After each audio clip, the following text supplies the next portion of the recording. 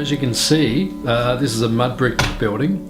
So when we built this building in 1989, it was completely built from earth, which was on this property. So back in 1989, it only cost $30,000 to construct this whole house. All the mud bricks were made on the property themselves.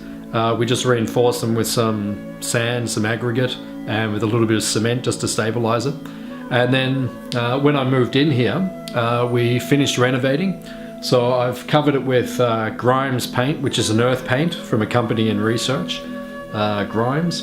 And basically we've just tried to finish it and keep the natural theme. So it's an actual eco building. So we're surrounded by earth. There's no electromagnetic field because we're off grid. We're just relying on solar power for our fridge, our lights, our sound system, our computers.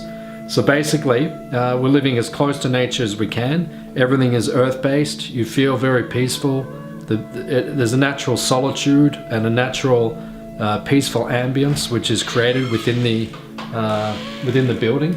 So it's a beautiful earth building, and we just live here in as a natural way as we can. So the earth floors, the building has a natural compressed earth floor.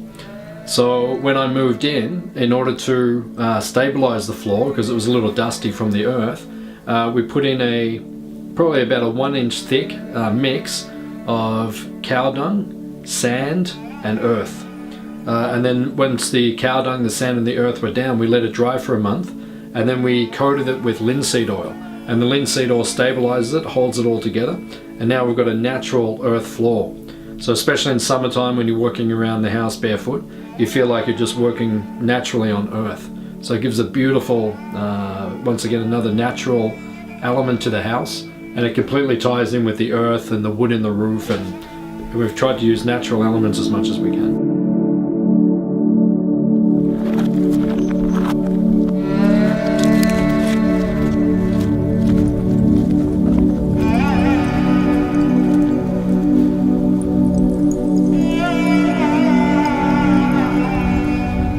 So this is the organic garden which we have behind the eco house. We're using a wicking system.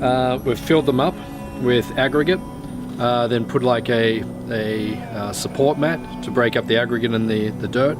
Then we fill them with compost, with soil, and with lots of cow manure to create like a nice base.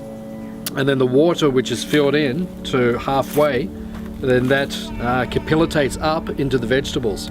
So this is a very conservative way of using water. We just put the water down the pipe, fills up about half of the system, and then you just plant your different varieties of vegetables. We've got about 20 different varieties of vegetables here every summer.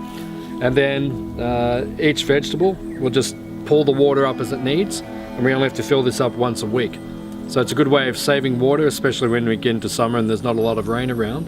And we can have more than enough here for our family, all of our friends, our extended family. Basically everyone lives on this harvest when it's going well.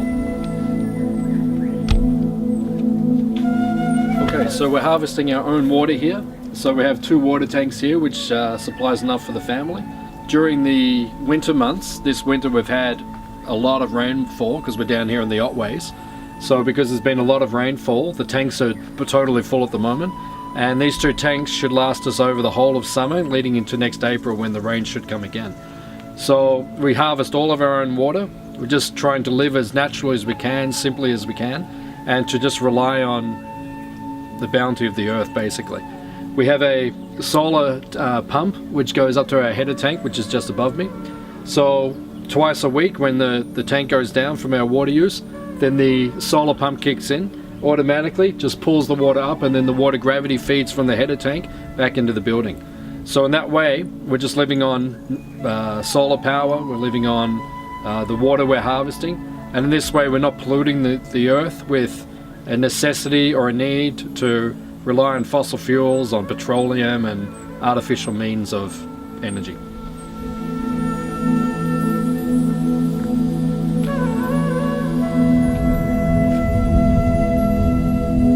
So every year we're harvesting probably about 35 tons of wood biannually. So it means every 6 months we just cut a whole ton of wood, all from our own property. We only have to take down per year around about 50 medium-sized trees, and as you can see, there's hundreds and thousands of saplings which are regenerating all over the property. So it's a completely sustainable way of working with nature's energy. So basically, the wood which we rely on in the eco house, we're using it to run our fire. So 6 months a year, from the wetback, which is going into the fireplace, the wood is heating the hot water, which is in a hot water storage tank, which is kept inside the house.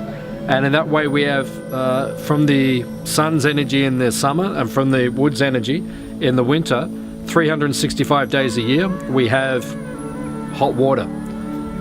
We're also cooking during the winter months on the fire. So the fire's going, it's heating the house, it's heating the hot water.